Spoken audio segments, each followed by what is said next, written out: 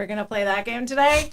Guys, we're in for it today. I am surrounded by Bollox. They're everywhere.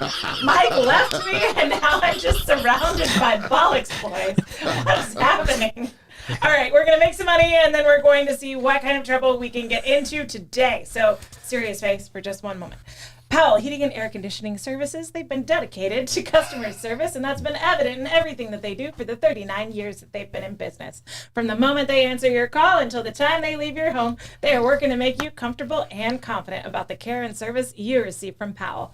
With their fleet of 10-plus trucks, a 15,000 square foot warehouse stocked with parts and equipment, they are ready to serve you around the clock. They service all heating and air conditioning brands, and their emergency service is always open. 7 days a week, 24 hours a day, including nights, weekends, and holidays. Powell Heating and Air for all of your air conditioning needs. Now opening their doors in 2008, Brightway Insurance, the Casey agency, has proudly stood by their customers through hurricanes, major floods, hail, fire, and all these events. The agency has become a much-needed insurance resource in times of trouble and hardship. Honesty and integrity are the pillars of their core values, says owner Ashley Casey. They pride themselves on being insurance experts while developing strategies that help their clients meet their insurance needs. They truly enjoy the relationships that they have forged with you, St. Augustine, so call Brightway Insurance, the Casey agency, for all of your insurance needs. I wish you guys could see what the boys are trying to do right now while I'm trying to make some money. Bear Kresge and Associates. They are a full-service local CPA firm with a team of skilled professionals dedicated to providing top-level service in the areas of tax compliance, planning businesses, individuals, estates, trusts, audits, reviews, and other accounting services. They also do business valuations, forensic analysis, and litigation support. You can reach them at 904-460-0747 or abearkresgecpa.com. Almost got me that time. Solar Stick. Our friends at Solar Stick. They sponsored our friends at Odyssey of the Mind, St. Augustine Montessori School. So they are a keynote sponsor for that team, and we are so grateful for them. Solar Stick was established in 2006. They are a local portable power company proudly committed to American manufacturing, constant innovation, and creating jobs right here in St. Augustine, Florida. Solar Stick's focus on providing solutions for self-sufficiency helps users all over the world complete missions and save lives. Solar Stick, saving lives, changing lives, and reviving American manufacturing. All right, without further ado, we have Troy Blevins in the house. Thank you, Troy, for being here. You're doing great. You held that all the way through. I had a big brother, so I'm well versed. I was going to find out if you were ticklish or not, but I didn't want you to jump into your screen. Yeah, that would be a problem. Yeah. I am ticklish. We also have Lenny. Hello, hello, hello. Welcome, Lenny, and we have Blake Blevins. Hi. It was rumored you weren't going to be here. I know. So we had the Athletics Hall of Fame ceremony today. Two new inductees today. Congratulations to them. I thought I was going to be working at, but thankfully I'm good. So I get to be here criticizing your opinions about Donald Trump. That's fine. We're not going to talk about Trump today. Good. That's good. I am not that much of a glutton for punishment. Wow. 3-on-1 is you got to have a little reinforcement. I need to invite at least 2 other people to come in if I'm going to go against you guys. I'm just not doing it. So Jackie Hurd's got nothing today.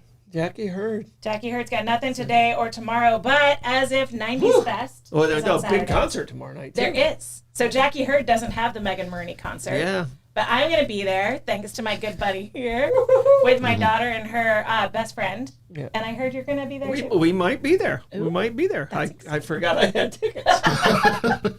She's a hotsy-totsy little country girl. Oh, yeah. No. She's a cutie pie, and she's great. She's a great singer. Mm-hmm. So. Yeah, she's releasing a new album. She announced it, so my daughter's so excited. Mm-hmm. They're hoping that she teases some of the unheard songs. Okay. First performance of some of the new songs. So we'll see. Yeah. Good. Well, that would be cool. The first time she's ever performed it live and getting to see it there. Mm-hmm. That'd be really cool. Does everyone have to wear pink for this? No, so it's the Lucky 2.0 tour. Okay. And so because we can't afford Taylor Swift. I hear it's cheaper in Europe. Yeah, I heard. You just got to get to Europe. Yeah. And everyone with the Taylor Swift stuff, they have this big, dressing for the eras outfit thing, and Taylor Swift's very big in the friendship bracelets. So since we can't do that, we've done it for Megan Murney. So we all have green dresses. I don't know if my daughter's friend ordered her. We'll find out. But Isabella and I have green dresses because it's Lucky 2.0. And she made friendship bracelets for all of us. So Very nice. Come see us if you want. Probably friendship not wearing a bracelets. green dress tomorrow night. Oh, come on. Get a kilt for crying out loud. I don't want to shave my legs. You don't need to do It's that. too much. Not for a kilt. It's Well, too you much. know, I don't think the Scots. I have a kilt. I don't think the Scots shave their legs. I have three kilts. Okay. Yeah. Do you have a green one? I don't. I have a brown utility one, which is my favorite one because it has pockets. There you go. I think I've seen And you I on that don't one. have to wear my what's it called? The spoil. It starts with an S. man- Yeah, The the spoil, whatever. It's not it a is. sprout. It's something like that. Bobby will tell us what it is. Welcome everybody. Today we're gonna have a lot of fun. We have some weird. I found out some weird rabbit holes. Woo! So That's what we do. I'm excited to what talk we do. about it. I was like, what am I going to talk to the boys about? I'm definitely not talking about Donald Trump. Yeah, it's not safe for anyone. Yeah, we're not doing that. Yeah. So let's talk about something that's also not safe. Our PZB guy is not here, so you can speak freely. Oh, okay. Yeah, I heard a rumor. we don't have sunshine. We don't have sunshine laws. Yeah. So I heard a rumor that the owner of the tallest building in St. Augustine wants to transition that from an event space with office space yeah, to a hotel. it's currently an event space with office buildings on the upper floors. Okay. So Which you've never taken me to. The event space is. Well, you need to ask. I mean, I thought I did. not. Okay, I think you not. just did. So you tell me when you want to come over. All right. But we're turning the event space will stay the same where the wedding venue is and All stuff right. like that. So that's still going to be there. That tower is not going to change in that area there. It's going to get a little bit of a spit shine to it, but I mean it's not going to change. The columns will stay there and everything. The safe will still be there. I know people love the safe. Yeah. So all of that event space is going to stay. And what we're doing is, or what we're asking the city to allow us to do is turn the upper part into a very high-end luxury hotel. Okay. And in the parking lot, which is very blighted, used to be very congested. The courthouse used to be in the court. A lot of people don't realize that the county courthouse was at the corner of Treasury and Charlotte. And then you had kind of an Elks Lodge. They just called it a gentleman's lodge. Okay. A gentleman's lodge, which, second floor was like the gentleman's lodge. Third floor was ladies had business there. And then beside that was eventually the Matanzas Theater. Okay. So the parking lot used to be filled with buildings. Yeah. And a lot of people don't realize how dense it was. Okay. What we're doing is we're taking the outside along Charlotte and Treasury is going to be hotel rooms. Okay. And we're wrapping that around the parking structure that'll be completely hidden inside the hotel. All right. So instead of seeing all the trash cans that you see if you ever go down Charlotte Street in the morning, it's just, So that was the part I was really excited about Yeah. because it is gross. it's all the gross. trash cans. It's gross, and we gotta fix that street. I mean, the city's beautiful until it's kind of like being in a beautiful area of town, and then you're in a third world country is what it feels like sometimes. Yeah, And it's gonna be great. We have a great team put together where we're really working with the city to try and get their needs because we're doing a community compactor. So all those restaurants that are in that area, all their trash cans go away too. Okay. It wouldn't just be our trash cans; it's all their trash cans go away. And we're paying for our section of the improvements to bring it up to what all the other newly renovated streets are, like Treasury and Hyapolitan, and some of the ones that got that facelift early on. And then we're participating in trying to get the city a little boost. We're asking to pay for 30% of the rest of Charlotte all the way down to Hyapolitan. Okay. So it'll really improve the entire length of that street. Yeah. It's exciting. I Yeah.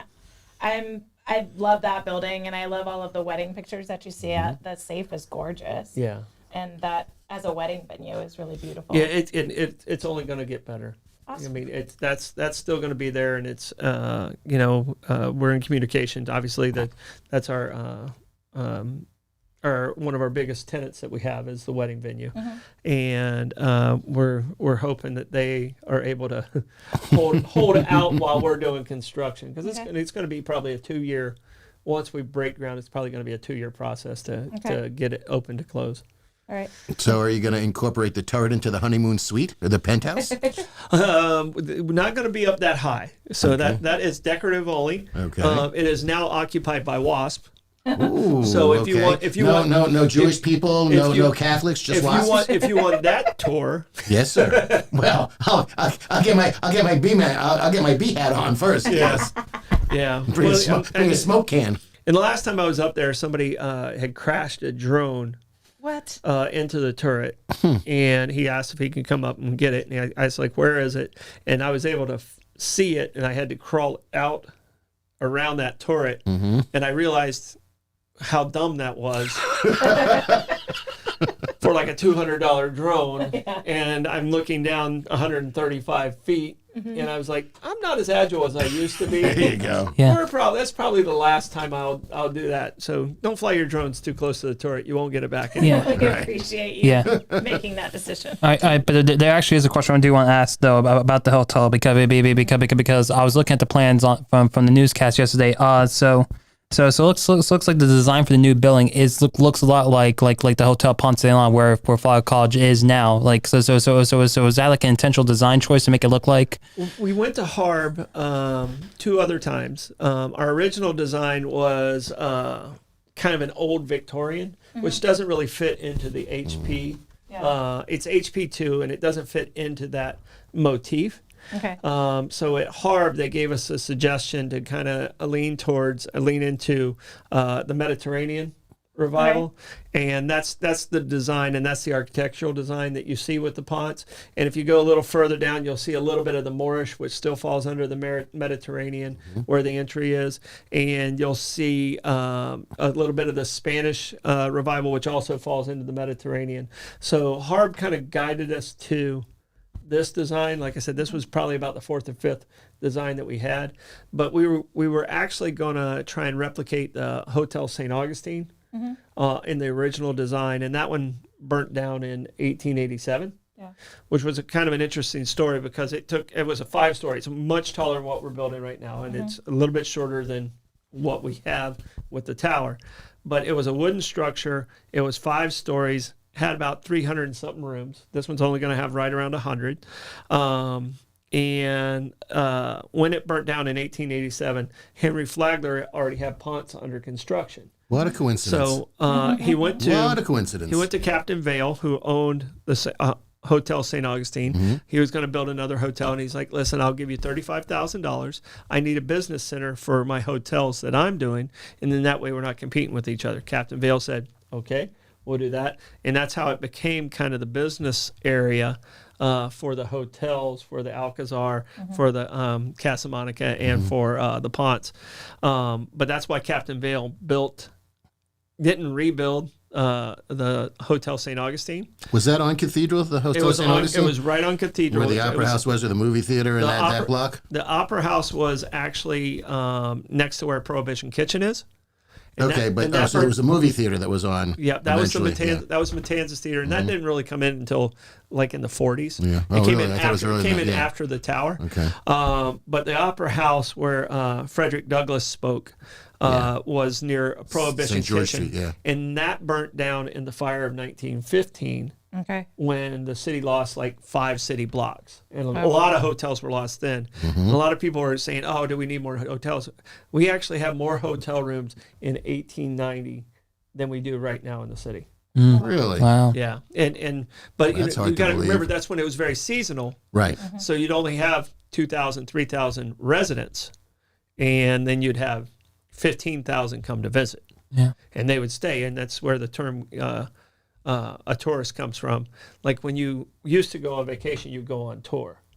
So you'd pack up for like 2 or 3 months, and you know, just like a rock band goes on tour, you took your whole family on tour. If you stayed at the Ponce, you paid for 3 months, whether you stayed there 2 weeks or you stayed there 3 months. Right. Yeah. So Wow. it was equivalent to about $300,000 in today's money. That's where theme Like going parks. to the Hamptons. That's where the theme parks got pay one price. They learned it from Henry. Oh yeah, for sure. Yeah. Now, can you also clarify the parking situation as well? And I know there's a little bit of contention with that. So we have scheduled in about 160 parking places. Okay. We're going to have approximately 100 to 105 rooms in there. To put it in perspective, the Casa Monaco's never has a parking problem. They have 137 rooms, and they have 157 parking places. So they never have a problem with the number they have, and they're going to have 30 more rooms than us. Right.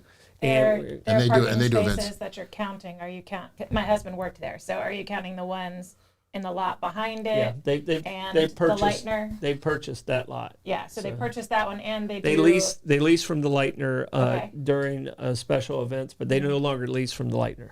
Okay. That's no longer a part of it. Okay, so the 137 you said, that's the lot. It's a Oh, They so- have 157 Behind the old city house inn. 157. Yeah, have behind the old city 157, house inn. Yeah, behind the old Alright. city house in Right on. that area.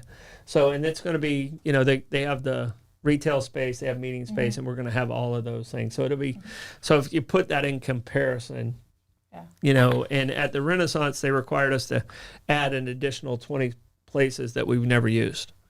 So, and Renaissance has 89 rooms, comparable meeting space, and some of those other things. And in HP, there's zero requirement for parking, but we're in a PUD, so we have to meet what the city wants us to do. It's kind of a negotiation back and forth with the city. Yeah, but now you just said, because you and I had talked about this earlier, that you're building a standalone garage. Now you're going to wrap the hotel around that on Charlotte Street. Yeah, you'll never see the garage. The That's garage, fine. yeah, the garage. How many stories? It's 3 stories and then a rooftop.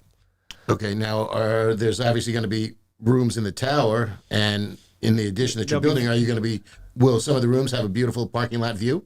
No, everything's going to face out. So the corridor will separate the rooms from the garage.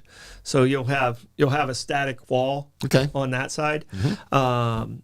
Basically, and then on the east side of the building on Charlotte, you'll be looking out onto Charlotte, and on Treasury, you'll be looking out to Treasury Street. You won't be looking. You'll be above the garage level. No, you'll be parallel. You'll be Okay. at the same level. So, and actually, the garage is different levels a little bit. The rooms are going to be 10 feet high, and the garage is going to be approximately 8 feet. But there's bigger gaps in the garage with the way the structures are. So instead of having a 12-inch, you'd have like almost a 2-foot gap because of the way you have to buid the garage. And You made me go really technical. I always do. Yeah. I want details. Damn it. we always try our best to get the details out of you, Dan. Yeah. All right, and last question.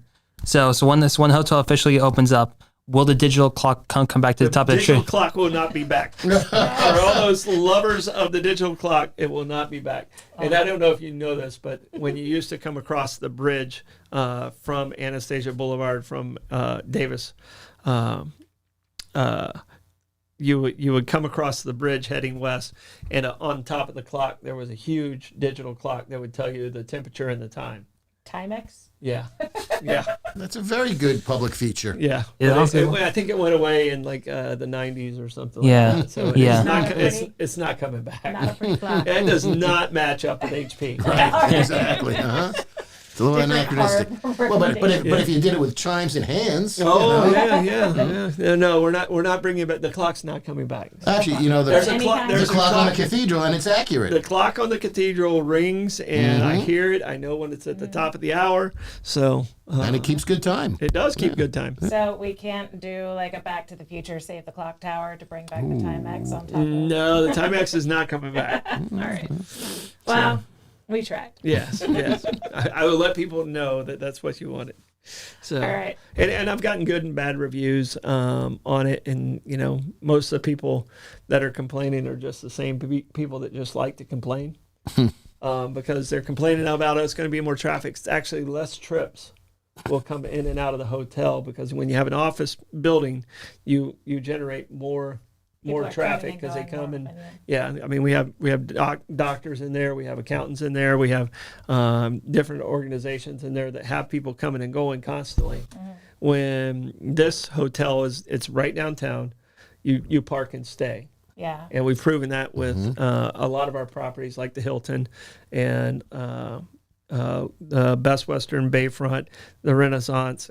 That's the reason we want to be downtown is Yeah, if you're centrally located, then you park your car and you walk, or you hop on the trolley, or you horse-drawn carriage. You're not driving around. But if you're staying out in Ponte Vedra, then you have to drive in every time you want to see something in downtown. Yeah, and another comparison, I mentioned the Hilton, and the Hilton has 72 parking places that are underground.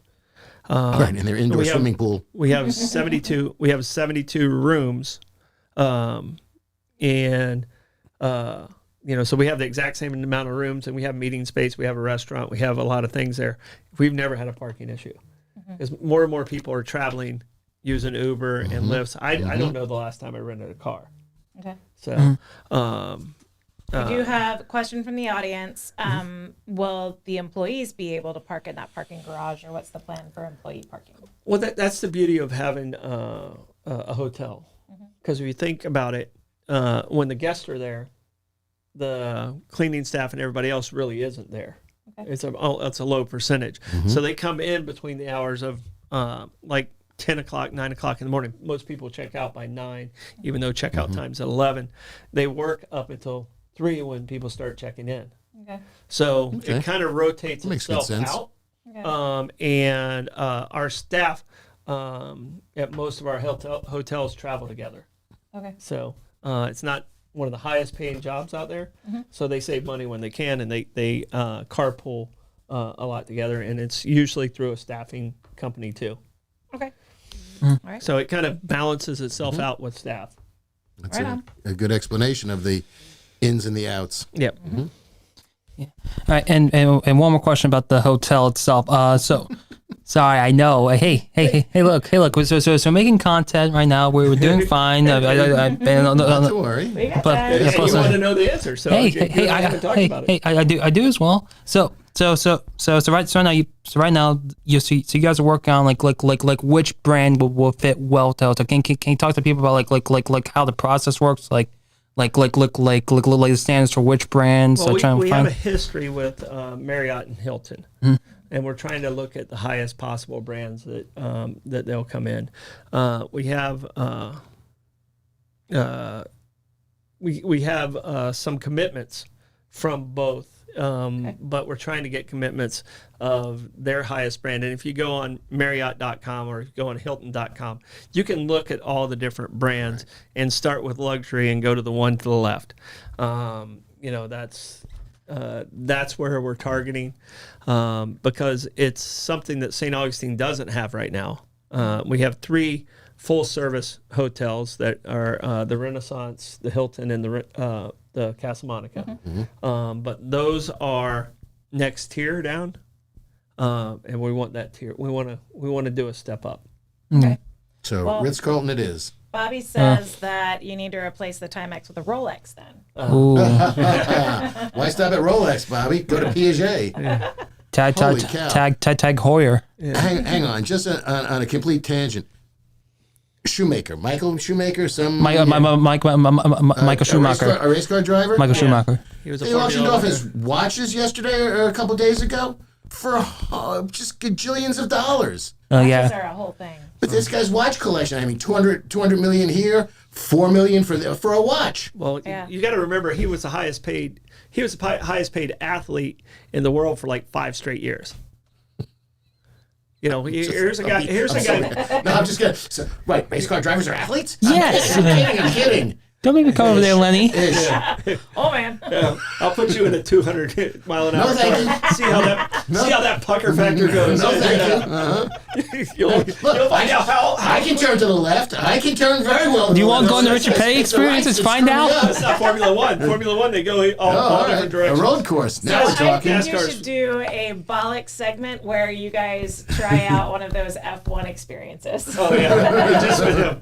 Hey, I used to play Grand Prix. It was was one of the earlier video games when we were in college. We were good at that. Hit the oil slick and spin around it. I was good at that. Okay, Mario Kart champion. No, I never played Mario Kart. Sorry. No? No. You're not throwing bananas They have it there. people? No, I never played have it right out there. a video game like that.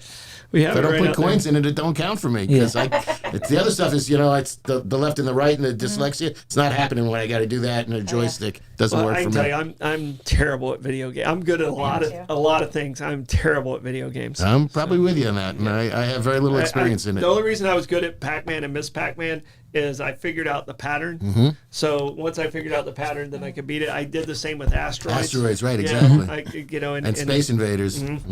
So once you figure it out, and the games now are too smart for you.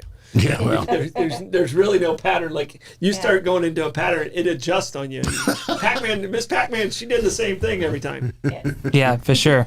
Now, so what's going to be the transition period like for the businesses and offices that are in the Treasury building right now, if the plan goes through? Well, luckily we're given a lot of time, and if we get everything approved, and at that point we have leases in place right now, and we've communicated with everybody all the tenants that are there.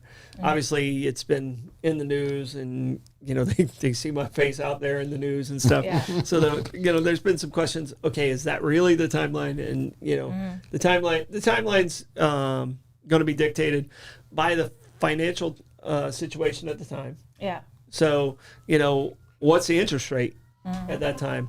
What's the demand at that time? Where are we at as a society? I mean, all these things are factors that's getting deep. of the start date. Yeah.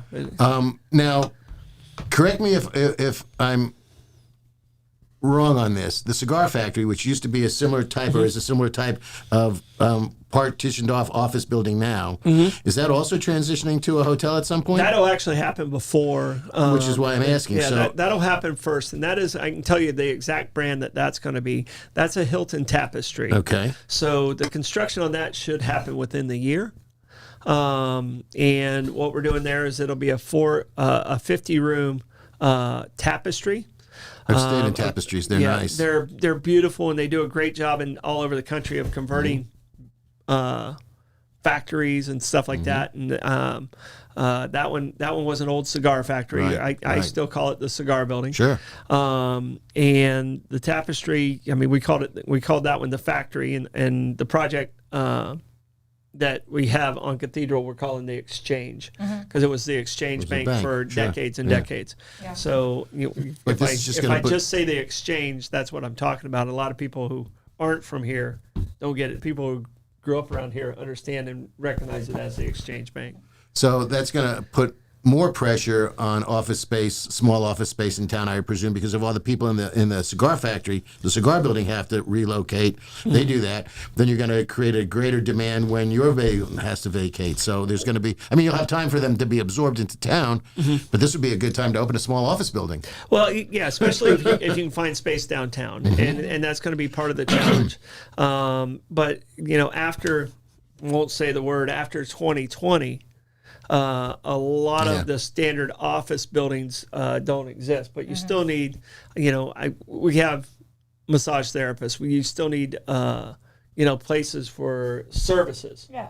And after 2020, a lot of the smaller spaces that used to be architects and accountants and stuff like that, they just said, screw it, I'm going to work from home and save my money on a brick and mortar. But the services have kind of come in and filled that gap because it's tourist central. Right. So they're gonna find a place, and like you said, it wouldn't be a terrible idea if you time it right. Yeah. So. And start putting flyers under the doors in the cigar factory. Yeah. By the way, when you're looking to move, call us first. Yeah, and I've already had people, because the cigar factory we know was within a year. I've already had some of those go. Okay, I know a good realtor. We're gonna step away. Yeah, and I know a good realtor. I'm very fortunate in that category too. Like, I know that guy too. I have his number on speed dial. It's weird. Yeah. So It's always busy when you call. Yeah. When I call. Right. Exactly. Not when you call. No, when you call. yeah. So going back to the exchange real quick. So So not only it's office space, it also has cell phone towers as well. Like, so what's going to be playing with the cell phone And towers? that's something we have to figure out, because when the power goes down, we're going to have to figure out, because we have 3 different providers on the roof. And when the power goes down, when we go into construction, we might have to have some type of temporary power just for the towers, because we're not really touching anything up there. But the communication goes through the center of the building. So we might have to make some adjustments there. And a lot of people ask about the elevators, because the elevators are so cool. So we're keeping the really cool boxes of the elevators. We're updating them actually within the next month. Everything else, the mechanicals, because they haven't been updated since 1967. Ooh, okay. I mean, components have been changed out, but You oil them from time to time. a full, Right.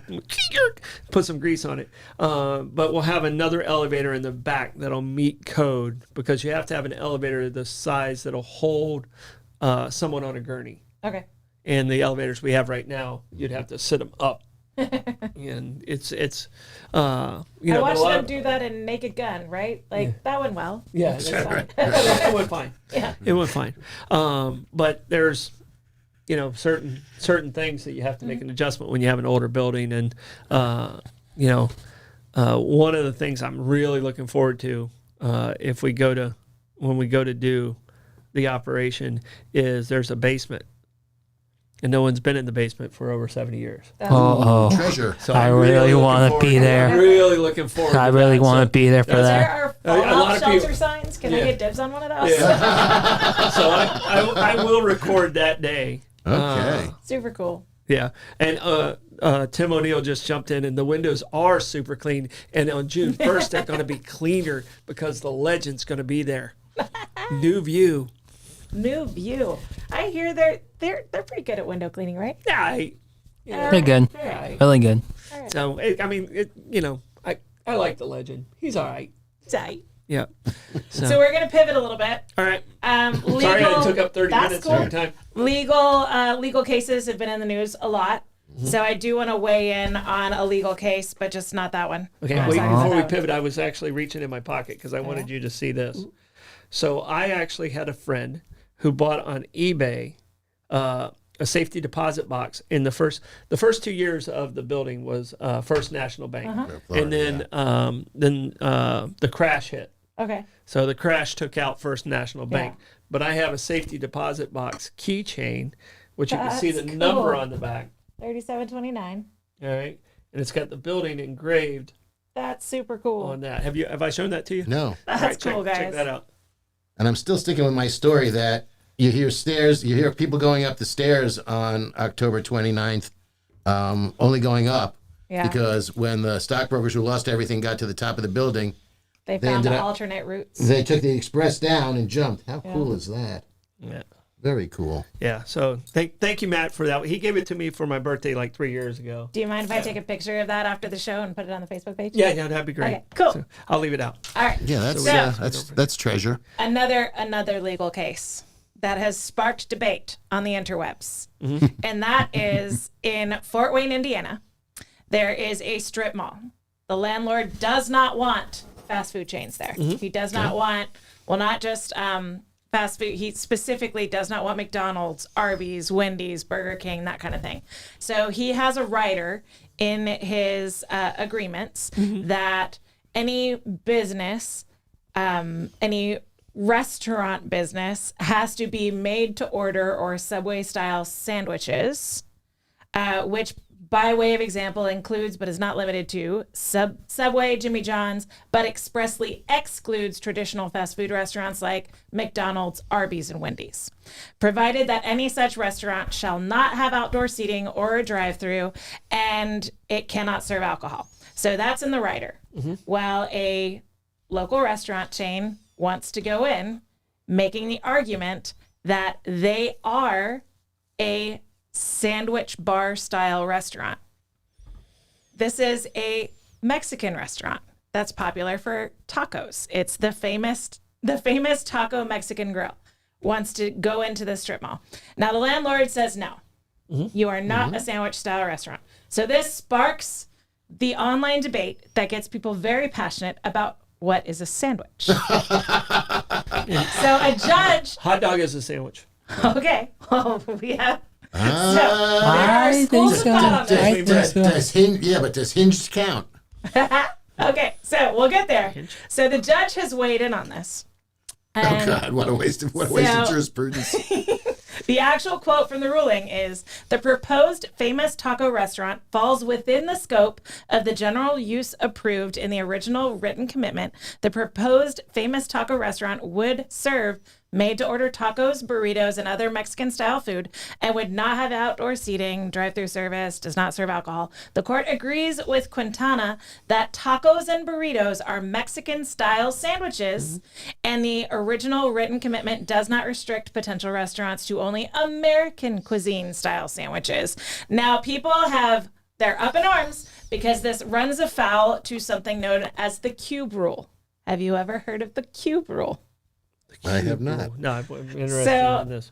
The cube rule has also has history and jurisprudence. There was a case in Maryland where the judge quoted the cube rule in deciding what is a sandwich. So I'm going to run down what is the cube rule. So the cube rule decides what makes a sandwich. There's a video I can put up if you want, but basically a cube has 6 sides, so things are categorized by the number of sides that are covered in starch. All right? Okay. So the categories are toast, sandwich, taco, sushi, quiche, and calzone. All right? Sushi? I'll get there. It's a stretch on nori as a starch, but okay. Okay. Well, rice. So sushi is covered in rice. And so there's different types of sushi. So I'll pull up the video that's so a everyone can stretch. watch the video. It's a very strange thing. I didn't hear about it until today. So while I'm breaking it down, I'll let the video play. And that's what that is. All right. That's a cookie. So That's your one favorite side cookie. starch, Sandwich cookie. one side starch is toast. 2 sides starch is a sandwich. So top and bottom would make a sandwich. Okay. Okay. All right. And then you have 3 side starch. That's a taco. Okay. You have 4 sides starch, and that's sushi. Burritos are a form of sushi according to this theory. Then you have 5 sides. It's the top's uncovered. That's a quiche. And then completely encased is calzone, and that's Pop-Tarts. That's Mozzarella sticks. fried I chicken saw it. is technically a calzone, Yeah, because it's covered according with to the this starch. theory. So does pizza Here. count as toast? No, Pizza would count as toast Or is it not? the quiche? because it's so. That's the argument. Because Wait. A pizza's a quiche. No, so quiche that's has the argument. sides. Because they What kind say of crust do you have on your pizza? if you watch From carefully, New York, dude. It's flat. You still got a crust. Yeah, all right, It's fine. still got if a you watch crust. carefully, You in the still have video a crust. example, they say a pie is toast, but a pie has sides. The pie certainly has one side for sure, yeah, and the I bottom. argue that it's a quiche I think because it's a it's quiche. bottom and it's sides, and then the top's uncovered. So even the video that I found that explains this, I contest So it. let's reverse it as a casserole toast. Where's the starch on casserole? It's usually on the top. Yeah. It's Okay. where the breadcrumbs are Yeah, usually on so- the top. Or it could be, So you know, it toast could be a, can like be an, a like baked ziti. like an apple fritter or an apple crisp where it has the starch on top. Yeah. That's toast upside down. Yeah. It's upside down toast. Okay. Okay. So calzone. This is some serious stretching of some So of these definitions. this judge It is. has run afoul of the internet because he's completely disregarded the cube? cube rule, which does have legal precedent that that supersedes it. But I mean, here's the thing. This landlord has ownership rights. Correct. He has the right to refuse anybody coming into Yes. his Yes. property. Yes. You know. But and- he was trying to refuse it based on the fact that they're not a sandwich shop, and this I judge can just say I has don't not want said- This is where the Mexican restaurant screwed up because there's a part of a Mexican cuisine called a torta, which is a Mexican sandwich between 2 pieces of bread. But that didn't fall into they're a chain. So that probably didn't fall into their whole calculation of how to make money. Then they need to unchain their heart and serve a torta. Yeah. That's coming, With a coming million. from an individual restaurant owner, exactly. where you can change your menu. Yes, if you're a frequently, as a matter of if you're a fact. franchisee, you got to Yeah. follow the same same criteria Yeah. to get those So- discounts. Yeah. So, but what we'll say about this story though, this story is actually in today's show prep. So Was it this morning's show? it was. We had a commissioner in. Yeah, and but I talked a lot. I understand. I understand you guys have to talk about trees. I understand. I talked a lot, so we didn't get to that story. So now I know. Now we did. Now I know the cube. Yeah, that's what I do every day. Yeah, you know. So the way I see it, regardless of the judge's ruling, according to the cube rule, the landlord then couldn't forbid McDonald's or because burgers are a sandwich. Sure. And so McDonald's and Burger King and all of the like that he's trying to expressly exclude would then be included if he went with the cube rule to try and fight the judge's ruling. So the landlord's screwed either way. Well, the in my landlord should opinion. have just tightened up his definition of what he wants as a tenant instead of putting it out. You Raise know, the rent to him. Right. There you go. Well, couldn't they say that he's being racist if he excludes Mexican style sandwich in favor of American Well, style I mean, sandwich? the other thing that he has, the other ones are cold cuts, and you don't Right. need a fryer for it, which means you don't need a grease trap. Mexican food, there's 7 ingredients, and most of the 7 ingredients involve some type of ground beef. So there's grease. There's grease in there. So that means it requires a grease trap that, in my opinion, can devalue the rest of the. Yeah. The landlord's going to win this one. Well, he did not. The judge ruled against the landlord. So grease trap evidently was It's not not the deal over. breaker. It's not. I go with Troy. Then the landlord sets the rent. Have a Yeah. nice day. Yeah. You know. I mean, it's That's it's the- kind of hard to force someone to be your landlord if they don't want to be. Yeah. There's always a way that they can make your life too hard. Torture. Landlords have that way of doing that. Not that I know any landlords.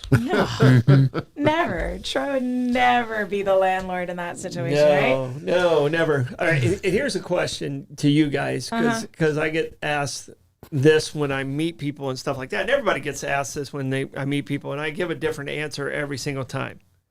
So if someone asks you, what does Troy do? What would you say? Lenny, what would you say? Said pretty much everything and anything he wants. What I mean, for a living, what does he do for a living? You're a facilitator. A facilitator. Facilitator. Okay. I might put that on the card. I got sidekick right now on my card. Okay. Amanda, how would you define, like, my different? Look, if you were me and someone I asked would that say question, you're the guy that knows everybody. You're Right. the guy that gets things done. everybody has a guy. And Fixer. I'm the guy. See, I was going to say that if Michael Cohen didn't make it such an ugly term, I would have said fixer's just perfect. Yeah. You know, but he's kind of taking the bloom off of that rose or the blush off of that rose. And Blake, it's easy. I'm his dad. Yeah. Or I will say the St. Augustine Godfather. I don't know about that one. That one might Yeah, come he's- That back is to a bite me. loaded question to ask me to describe what you do. Yeah. So I was very kind. Hey man, I I don't have any idea what he does for the most time. Yeah, sure, he has his jobs. I know there might be some other stuff that I don't know about. Yeah, probably so. He's a man of mystery. Mm-hmm. A St. Augustine man of mystery. All right, so that kind of reminded me of malicious compliance. Do you know what malicious compliance is? Is it where you do the bare minimum of what you need and then make it more difficult on the person that's requiring you to comply? Yeah, it's usually like someone's trying to micromanage you or someone's trying to control you in a situation. Okay. And so you follow the letter of the rule, even if it breaks the spirit of the rule. So the story we talked about earlier this week was a man had a boat on a trailer and parked on the driveway I next to saw his this. house, right? I saw And that. so he got Behind the fence? Yeah, he Right. had to put it behind a fence. So Oh, I he love gets that. ordinance from the city or the HOA or whatever it is that he had to put it behind a 6-foot fence. So he was angry and he was talking to his neighbor who happened to be an artist, and he puts up, I'm going to have to put up the 6-foot fence, but I'm going to put some choice messaging on that fence. And the neighbor's like, no, I got you. And he paints a mural almost photorealistic of the boat from the fence line down. Yep. You know what? Brilliant. I just looked at the story and I thought it was a clear screen. Yeah. I didn't realize it It's was almost I didn't realize it. photorealistic. I didn't realize it was a mural. Yeah. Yeah. Right. Yeah. Of I heard that. of I the read boat. that, I yeah. thought Hand-painted mural. you were looking through the fence and seeing the boat. It is a That's, wooden... that makes it I even can better. show you. We showed it earlier, but I can pull it up. I've got it in my email. of the actual like video of them doing it. Let me see where Mike sent it to me. It was Monday, I think. Because this is in Bollox. I'll say it as diplomatically as I can. That's a case of F me, F you. Yeah. If it was Bollox, I'd use all the letters. but I'm kind to this show. So I'm gotta wait for it to load. The links. Okay, so malicious compliance is a thing, and there's a whole other world on Reddit, and that world, there's all kinds of fun things you can find. The Am I an A-hole thing is on Reddit. So this is the fence getting painted. Like, it's a legit wood fence. I just think that's so brilliant on his part. Yeah. It's so funny. He painted a fence on the fence. Yep. Bricks and everything. And he does depth of field, like how the light is hitting the chimney on the one side versus the other side. It's great. That's awesome. I get you. This guy's going to get a couple more commissions out of this deal, too. I have a feeling. And I'm not lying 100%. I thought it was just a clear screen, and he just put up a clear screen. And you this could went still see it completely float. viral. That guy's going to be booked out forever. Yep.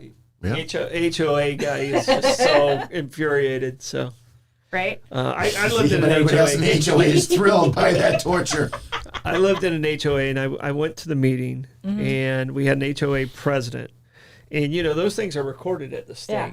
All right, and this guy was just driving everybody nuts, and he said something to me, and he had actually put his camera over our fence and took a picture in our backyard.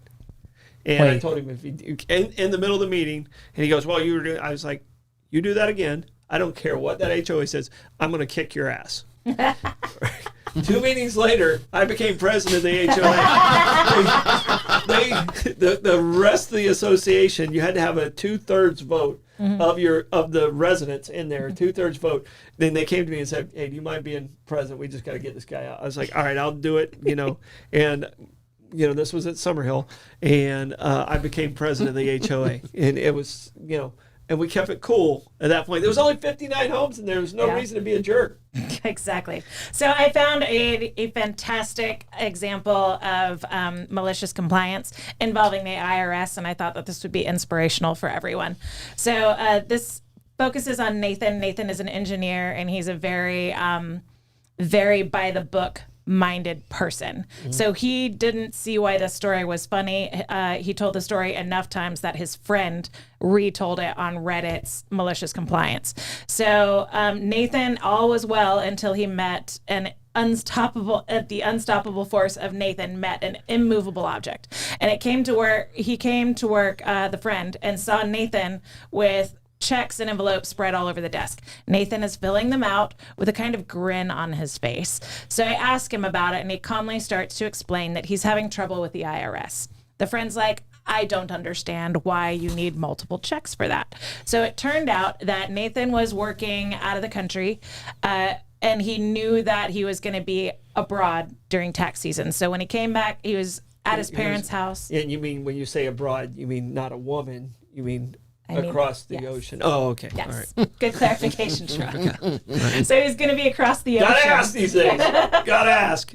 He's trying to get us canceled. I'm just trying to tell a funny story here. So he comes home, he visits his parents, goes ahead and fills out his tax paperwork, but he forgets to bring it with him so that he can write the check once he gets back to the country he's staying in.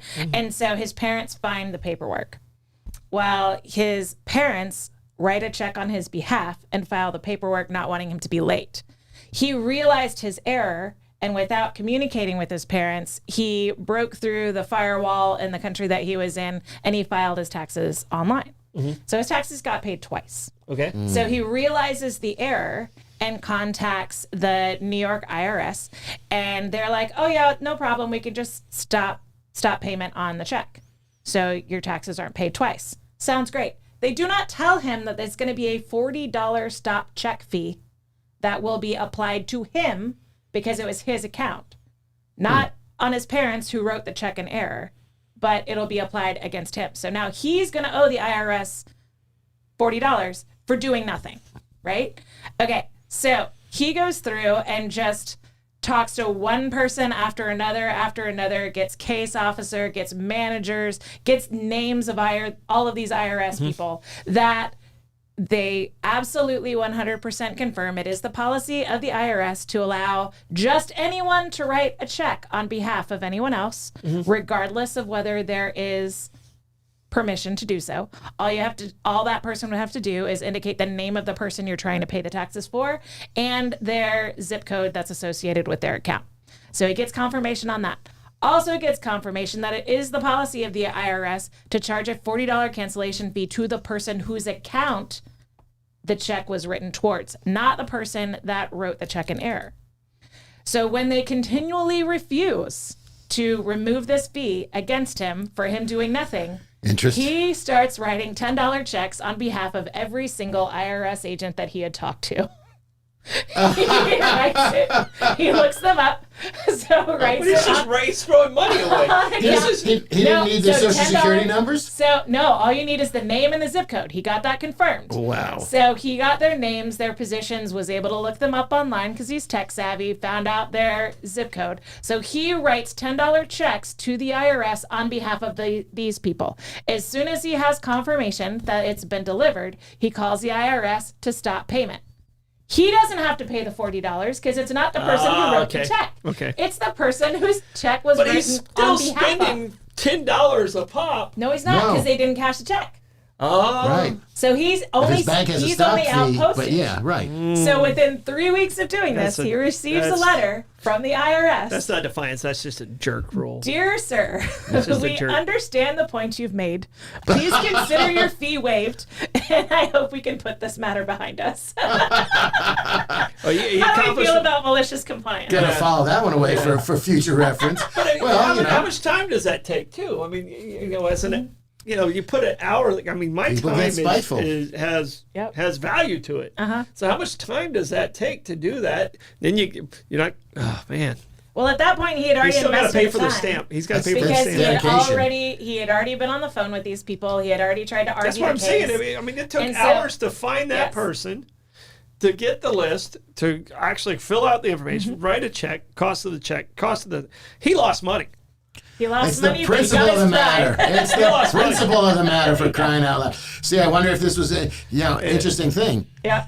If and I forget what court it was that shot it down, the reducing the junk tax fees and the overdraft fees, where instead of $30 for an overdraft, they're going to limit it to $8, and it's the president's attempt to try to rein in junk fees. I wonder if the IRS $40 check fee is in those junk fees. Yeah, that'd be interesting. It's a do as I say, not as I do kind of conversation. All right, we got a little bit of trivia that we can do. all right. All right, inflation's not a mystery. So, Troy, what is our current rate of inflation in 2024? Current rate of inflation Over 2014.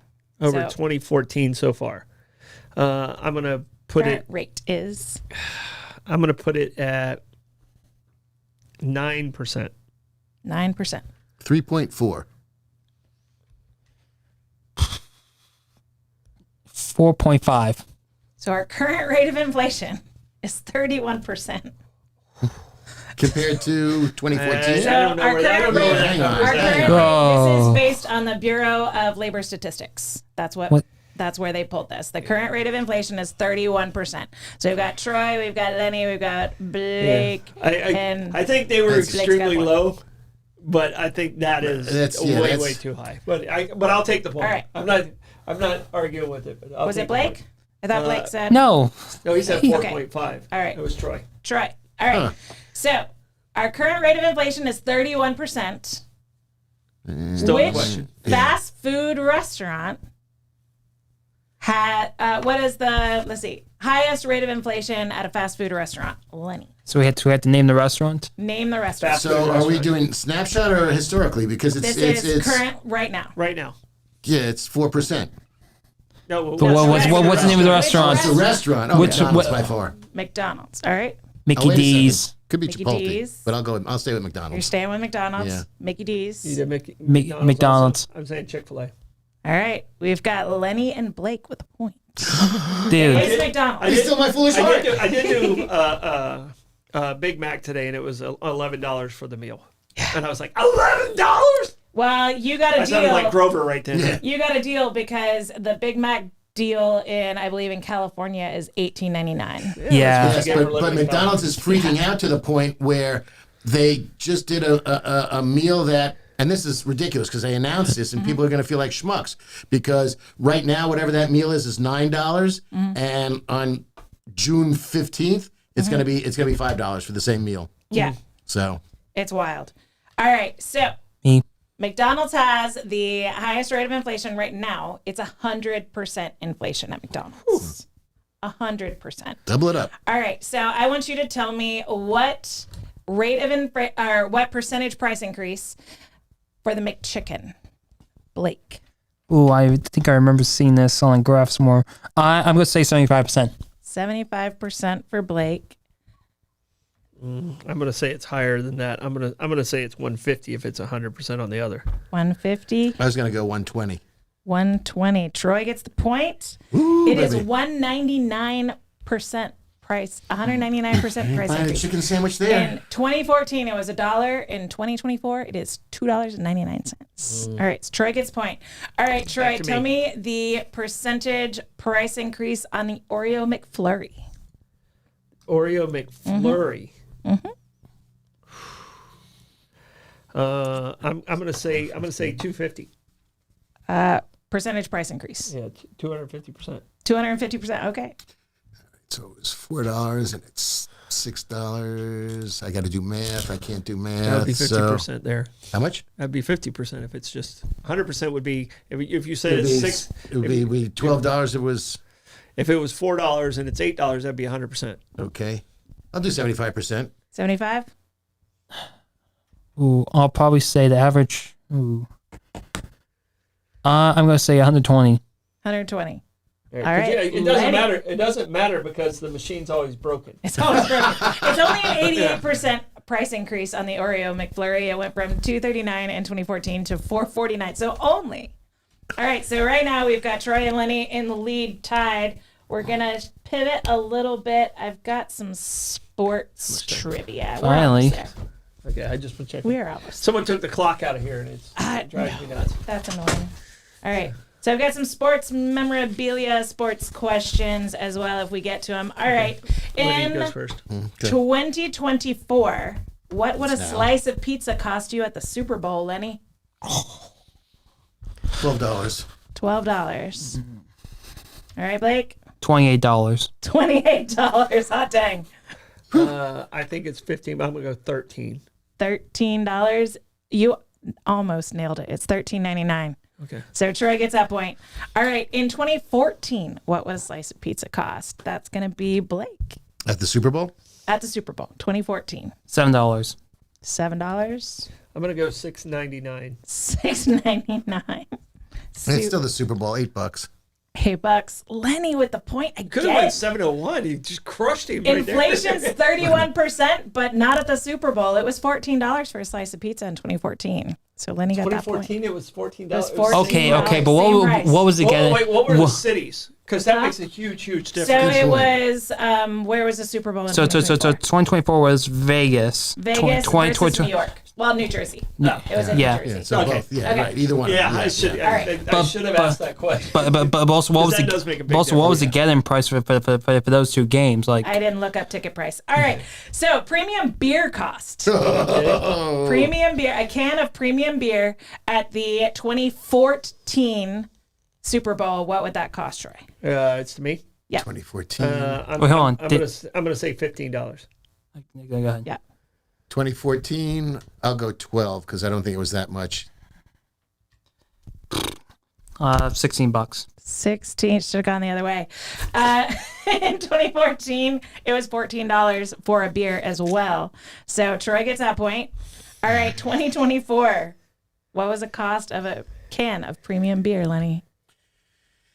Oh, God in heaven, people are actually paying $25. $25? Hot dang. All right, $25. What'd you got, Blake? I'm gonna go reasonable and say 20. 20 is reasonable. All right, Troy. Yeah. See, I had 20 in my mind too. But it's a 28-ounce can. I will I will go 22.50. 22.50. Blake, you get that point. 18. It is $18. Really? I was going to go below. All right. All That's right. reasonable. So Troy wins trivia. It was a short one. That's a shocker. All right. Troy wins trivia today, 4 points. Lenny, you got 3 points. I'm doing better every week. you're getting there. Oh my goodness. Blake, I'm sorry. You got 2 points. Those were not sports trivia questions. Sports? It was sports Well, retail. we talked Right. too long. Sportsflation. We talked too long because I did have sports memorabilia price, but we ran out of time. Thank you guys for joining us tonight. I hope you have a great week. This is it for the evening show. Morning show is going to be on. What are we talking about in Bollox? Bollox, we're talking about yeah. tombs and gravestones and just different things that have to do with death. Famous people and lost tombs of famous ancient people that people are still archaeologically digging for. That's the way he went. Right. So you got to tune into Bollox and find out which way I went. Right. All right. Who was the one Geraldo Rivera was trying to find the body of? He Was was that, he was in the vault Of Al Capone. Of Al Al Capone. Capone. It was his vault. Wasn't he trying to find the body of someone though? No, he was going in the vault. He thought there was lost treasures. I thought inside the vault was supposed to be like memoirs or whatever that were gonna lead There to were the dead body of spiders someone. in the vault. Yes, it was nothing. Right. And Predate- butt fat in his forehead. That's Right, exactly. Predated Jimmy Hoffa, so not him. not him. Okay, I might have been misinformed, but you guys won't be. Tune into Bollox. Bye, guys. Bye. Bye.